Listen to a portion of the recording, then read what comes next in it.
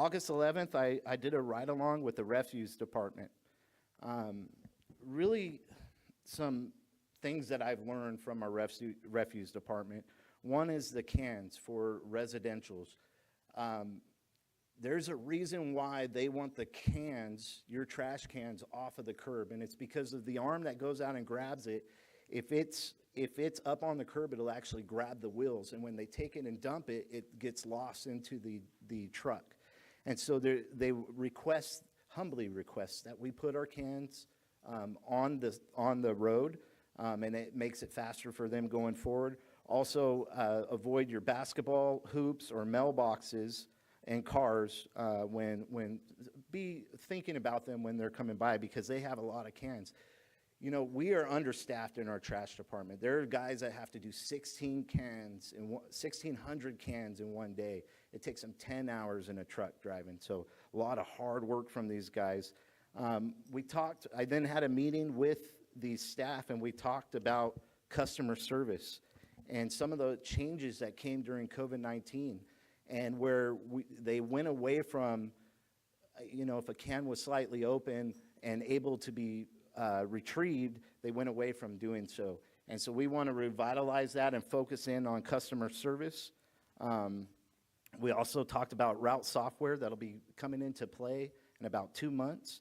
And we're going to be adding 4 more drivers with 4 diesel trucks. It's kind of interesting. I went with this ride along, and the diesel trucks are actually a lot better than the CNG. When the CNG trucks get filled, they don't have the power. And it's the same problem with the electric trucks. So we want to be good stewards of the taxpayer dollars and buy those diesels so these guys have good equipment, and equipment that'll last. We get our money's worth.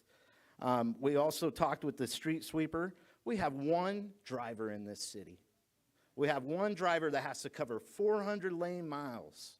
We have to invest in our streets department. We got to get another driver. We need to get another truck to help relieve his job. And really, we want to beautify Porterville. And these are the steps we have to take to do so. In my eye-opening experience, and I'm going to make another motion here, is some of the problems with trash around the city. I'm never going to try to sell you that we're going to solve homelessness.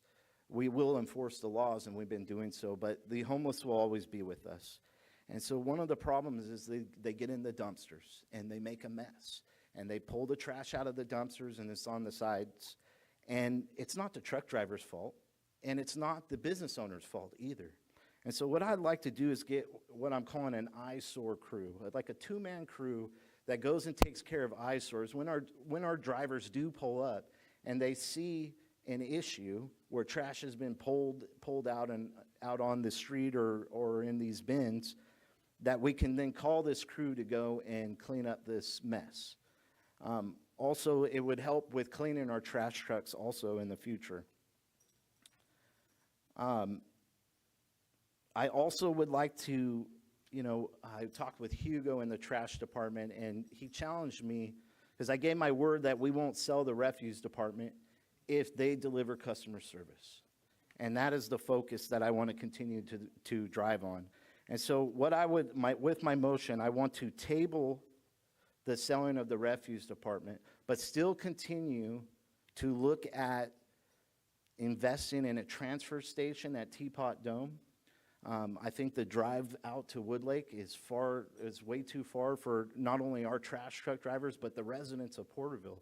And so I think in partnering with the county and finding a way that we can get a transfer station here locally, it'll really help the community at large and also help our trash truck drivers or the refuse department. That is my motion that I'm putting on the table.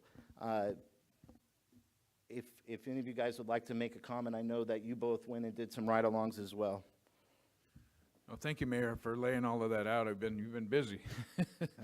I did a ride-along with John Morrison this week, too, and it's really true the diesel trucks are so far superior to the CNGs and the other equipment that they have.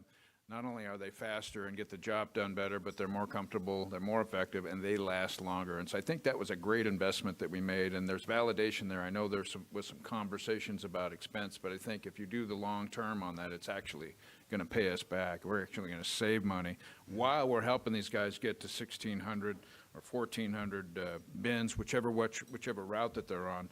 I think it's important that we continue to focus on this. In the downtown committee, we had a lot of discussions downtown about the trash in the alleyways.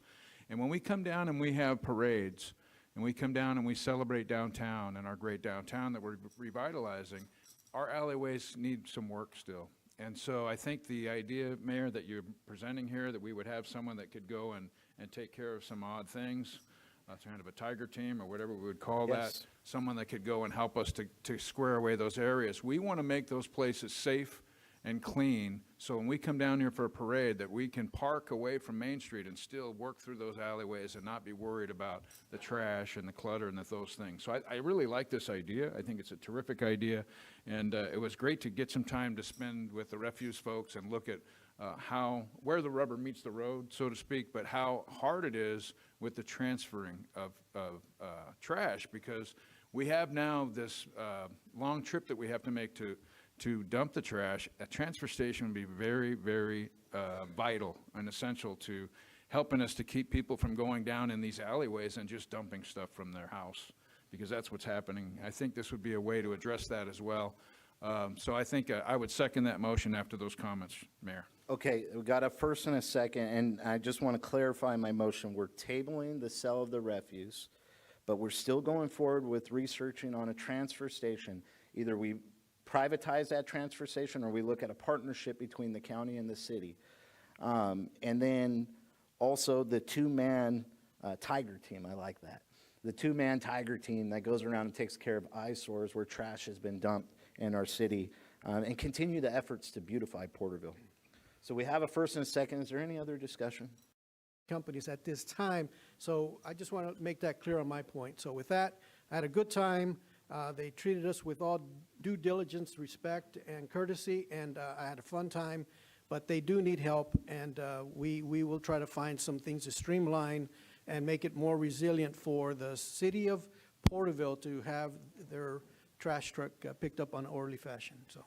Thank you, Councilman Rivas. Okay, we have a first and a second. We'll call for the vote. Roll call, please. Councilmember Rivas. Aye. Councilmember Green. Aye. Councilmember Beltran. Aye. Vice Mayor McCurvey. Aye. Mayor Meister. Aye, passes 5-0. Okay, just finishing up here, August 12th, I met with a local